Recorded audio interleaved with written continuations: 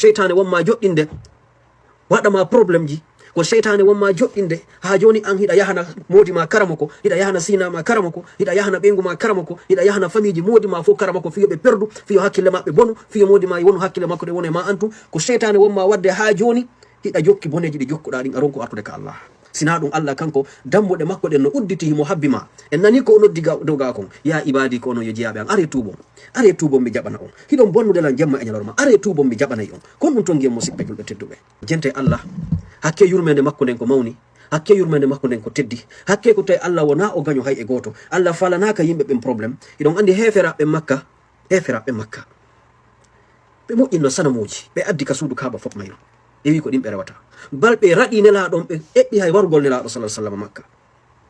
ala ko ɓe waɗali, ɓe iwi makka ɓe ari ɓe piride nelaɗo, ɓe wari sahabaɓe go, kono jente Allah no yewta ɓe. Fiyen andu wiwɗen o wiyeteɗo Allah musidɗo julɗo amara hay e hunde ko wawatama sakkade artugol ka Allah. Allah dali ul ko ayyo Muhammad, ul lilladhina kafaru, wiyam ɓe yimɓe heferaɓe, in yantahu yughfar lahum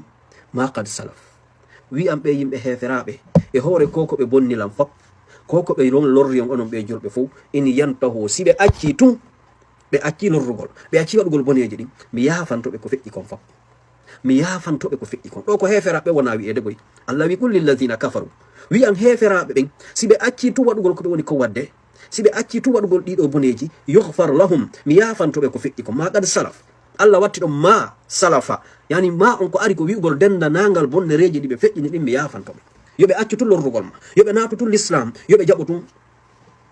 Subhanallah. Jonnon si Allah wi ɗum ɗo heferaɓe, an julɗo on tawɗon a fewtaymo cuula, ɗa seedi la ilaha illallah, ɗa seedi muhammadun rasulullah, ko honɗum hatta Allah jaɓanama tububuyema on.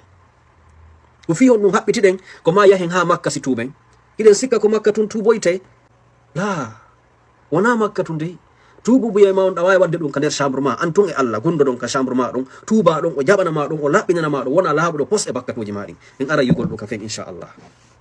Naam, Allah daali ɗo yo nelaɗo yewto ɓe ɗo,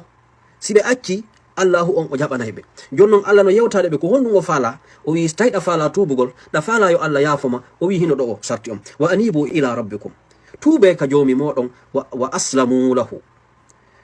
jaɓanon mo, jebbiran ɗon mo hannden kadi, min qabli an yatiyakum mul adab summa la tunsarun. Allah wi koni tuube arton ka an, mi jaɓana on, jebbilo ɗon jokkon dina an kan, ko ati lette ɗen arde on hara o wallatake. Allah wi sabu mi wallay on goy, mi wallay on goy, mi wallay on goy, kono noon ko fannamahi ɗon ka hoore leydi hiɗo wuuri, on anditi fiya on arti on tuubi. So on acci ha on tawila yawmal qiyama ɗo o, si a acci ɗo ha mayde hoccima ɗo musidɗo julɗo, a heɓali chance artugol ka Allah tuuba, yawmal qiyama a tuuboyta ton Allah jaɓanama,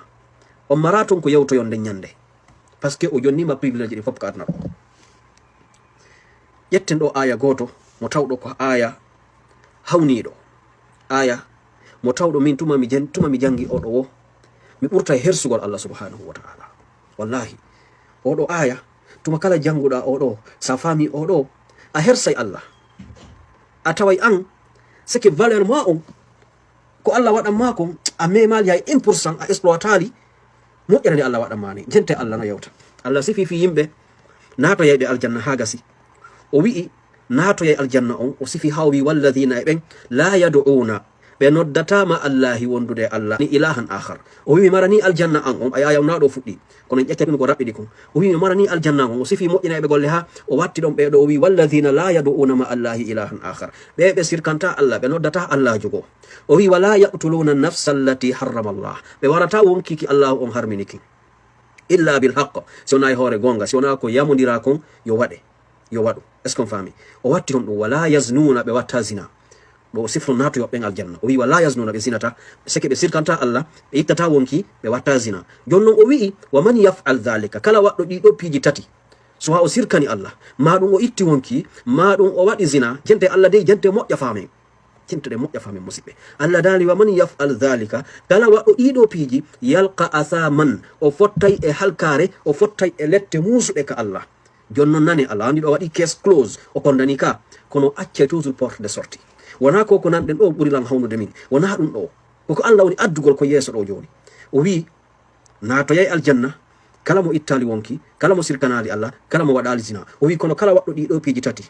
itti wonki waɗi zina maɗum e sirkani Allah o fottay e halkare o naatay yiite sina honɗum o wi honɗum jenteɗo noon moƴƴuɗo on Allahu rahmanu on jenteɗo o huuɓa yurmede on jenteɗo o wiwɗo en o yen tuubu ka makko jentoɗen mo ɗo Allah daali illa man taaba la ilaha illallah Allah daali illa man taaba si wona on tuubuɗo wa amana o gomɗini Allah wa amila salihan o golli golle moƴƴe la ilaha illallah jente Allah nani fa ulaika naam ya rabbi maha taf'al li ulaika Allah daali si goɗɗo bonni ɗiɗa bonnereji tati o naata yiite si wona on tuubuɗo o golli golle moƴƴe illa man taba wa amana wa amila salihan o wi fa ulaika yubaddilu llahu sayyi'atihim hasanat la ilaha illallah o wi mi wattitanayɓe kadi bakkatuji maɓɓe ɗin mi ƴetteɗi kadi mi transformanaɓe ɗi moƴƴereji musidɗo julɗo ko hombo woodi waɗo ɗum sina Allah yo ƴettu ya bonnumo ha gasa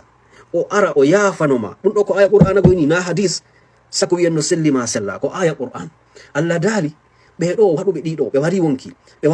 waɗilan shirk ɓe sirkani Allah ɓe waɗi zina kono ɓe huli ka Allah ɓe tuubi ɓe andi ɓe bonni ɓe arti ka Allah ɓe wi Allah yaafoɓe ɓe wulli ka Allah kono Allah watta wona de innugol tun so bo mi yafanike ma mi yafasi bakkatoji ɗi la o ndaara woni degré bonnereji ma ɗin ko ɗi jelu bonnunoɗa o ƴetta ɗi ɗo yubaddilu llahu sayyi'atihim hasanat o ƴetta woni ɗin bonnereji ma fof majji o wattanama ɗi fof majji moƴƴere si tawi hari ko sammil bonnere marɗa ɗi fof majji ɗi arta woni automatiquement sammil moƴƴereji kombo watta ɗum ɗo sina Allah musidɓe julɓe ko honto marɗen ka itten wona o ko honto marɗen ka itten goɗɗo go wona o ko hombo hoolorɗen ɓuri o ko hombo ɗaɓɓeten ka yurmede muɗum ɓuri o ƴettowo bonnereji ma ɗin ha gasa bonnamo kanko Allah wi'a bonniramo ko tagiran ma kon tere ko tagam ma kon o accama ɗon ha gasa yaha bonna ha geyna arta wiya Allah mi arti yawno mi bonnoyi miɗo andi ɗa wawnola warde ton accuɗa lan ɗo mi ardi e ɗiɗo bonnereji fof Allah hinoɗi yeeso ma ɗo mi tuubi mi turke ma accana yafala mi wattata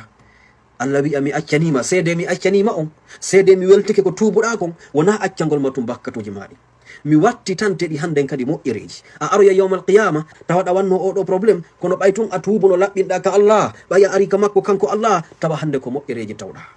musidɗo julɗo e maraka itten siga o ko ɗum waɗi si o wi'i laysa ka mislihi shay'an laysa ka mislihi shay'an lam yakun lahu kufuwan ahad Allah mara ɗimmo o maramo o eɓɓodirta ko hay mawɗo ma jibinɗoma on si a bonniɓe est ce que ɗa wawi argol ɗo bonna biro ma bonnere mettude ma babe ma ara wiya ɓe accani ha gasa ɓe welto ha ɓe ƴetta jawdi ɓe okke fi ton a wiya ɓe accani fi joni soditugol bonnere ma nden wallahi kalla ko Allah tu wawi ɗum ɗo o waɗi sinalaɗo sallllahu alayhi wa sallam maki o Allahjo mo nanoton o Allahjo mo rewoton o himo yurme on ɓuri ko yumma moɗo yurmete on kon wallahi yurmede Allah nden hinde mawni ka Allah hinde mawni e ma ɓuri yurmede biro ma e ɓen ma nden waɗi karama kojo goto wi si o darnoyama yawmal qiyama Allah landike mo kanko Allah e biro makko kanko karama kojo on e ɓen makko ko hombo duwa hasbugol mo yani Allah darnama an yawmal qiyama oyna suɓo min e biro ma yomi ñaawe e goɗɗo amen ñaawe karama kojo wi mi ƴetta yo Allah ñaawa sabu Allah no wawi la yurmede ɓuri ko biro a yurmeteran ko yawmal qiyama musidɓe julɓe tedduɓe awa Allah wi tubu ilallahi jami'an tuuben hoten ka Allah wallahi sa ndaari oɗo aya a miijitike fi hoore ma a hersay Allah ndaari Allah no innama ya ar tuuba o wattitanama bonnereji ma ɗin moƴƴere joɗoɗa ha joni ronka tubude ka Allah joɗoɗa ha joni wiyaɗa enjennade life ha joni ɗa wadde taw gurdam tawyama noon yawmal qiyama o nangama noon o wi'i fa yawma idin la yu'adhibu adabahu ahad nden ñande noon yawmal qiyama o haɓɓay yimɓe bonɓe ɓe salnoɓe tubugol ɓen ko haɓɓali hay e goto tawyama noon nden ñande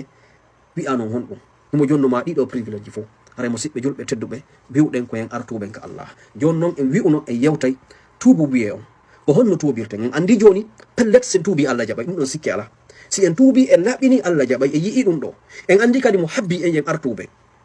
Allah no habbi ma ay a gayni bonnude o warali ma tikkere makko nden folali mo ha o ittuma artuka makko tuuba joni noon ko honno woni tuubu wiye on ko ɗum falɗe yewtude ko honno tuubirten ɗi probléme ji ɗo fiyen hewtuka Allah yewti ɗo ɗiɗi Allah sifani en ɗo fuu ko honno joni heɓirten ɗum ɗo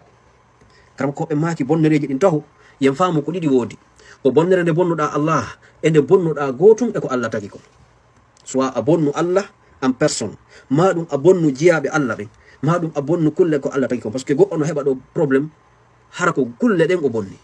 hara ko kulle ɗen saabu kullum gotum o heɓa hakke makko ha o natoya yite ɗum no heɓo itan ko ya andu bonnereji ɗin ko ɗiɗo façon ji ɗiɗi woodi ko imma bonnere nde bonnuɗa Allah ma ɗum nde bonnuɗa jiyaɓe Allah ɓe joni noon bonnere ko bonnuɗa kon Allah no nde wayi wonu nde wayi karama ko ɓe wi tubugol nde ko façon ji tati ko piiji tati pet marɗa ko waɗa tubugol bonnereji ko bonnuɗa kon Allah awwalan ko marɗa fiyo wonu ko wiwɗa kon a tuubi laaɓi ko ya accito taw bone on fes fiw accita wonuɗa ko wadde harɗa wadde zina a falama tubude Allah bone ɗum ɗon yalti fiw accita fiw desida ɗum on a wattata en accita fiw maha ɗum ɗa fimude drogue accita fiw iwa e bone on ɗo fes ɗum woni en deuxiémement ko ɗum woni sarti ɗimmo on fi tububuye on fi Allah wo jaɓani tububuye ma on ko ya ninsu noon joni ko waɗɗa ko andi ɗa wawi accitugol golle kono ara nin sali na chemin fou harɗa weltori ko waɗɗa ko e on tigui waɗi life mawɗo fondo an mawɗo hari on se juɓɓe fof ko min mawɗo ɗum e ɗum na ɗum ko ya ninsu ko waɗannoɗa ɗum ko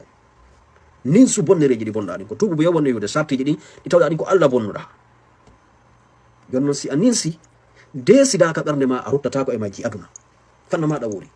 ko oɗon tububu e hewtanaɗo ma on e koko nodduɗen ɗo fou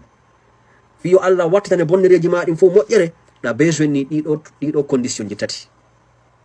go'o accita bone on fiw deuxiémement ninsa ko bonnannoɗa anda a yawike Allah a yawike taguɗo ma on troisiémement desida a hotata e muɗum aduna lanni hikka ɗon handen kadi noon taragol Allah yo Allah yaafoma ɗum ɗo sa desidi ɗum ɗo a besoin naki himnugol ko ma yaha ha Makka ɗa wawi yaade Makka hajja Allah hokkama joddi hajjuɗo kono bakkatuji ma ɗin a besoin naki margol ɗi a hewtoya Makka ɗum ɗo sa desidiri ni a wawi tun arde ruƴƴana Allah darɗe ɗiɗi waɗa du'aji nelaɗo sa sallam yamiri ɗin yo waɗe fi tubugol wono wigol astahfirullah al azim alladi la ilaha illa huwa al hayyul qayyum wa atubu ilayhi wono wigol allahumma anta rabbi la ilaha illa anta khalaqtani wa ana abduka wa ana ala ahdika wa adika mastata'tu do no joti seeɗa sa wawata ɗum ɗon fof wola e haala ma ka nanta kan Allah ko min bonnoma ɗiɗo bonnereji fuu mi ruƴƴalanima ɗeɗo darɗe sina argol ka maɗa ɗaɓɓirama hunde wotere lan andi mi waɗi ndeɗo bonnere Allah mi turkema minin siko mi bonni ko accana mi fodima kadi inchallah mi ruttata koye mum mi torikema noon Allah wallan hara mi ruttake mum ɓay ko an woni wallowo o ko ni tobiranta Allah mi torikema Allah mi fodima mi yiltata ko e muɗum kono noon mi torikema wallan kadi hara mi yiltake muɗum andita noon joni promesse mo ƴettuɗa on ko hanki wiyeteɗo Allah on tawɗon kala ka yata himo anduma himo sutima kala ko watta himo andi sa anditi ɗum ɗo a ruttata ko e ɗugol bon ɗo ko so tawi ko Allah tum bonnuɗa har ko Allah tum bonnuɗa joni noon si tawi ko yimɓe ɓe bonnuɗa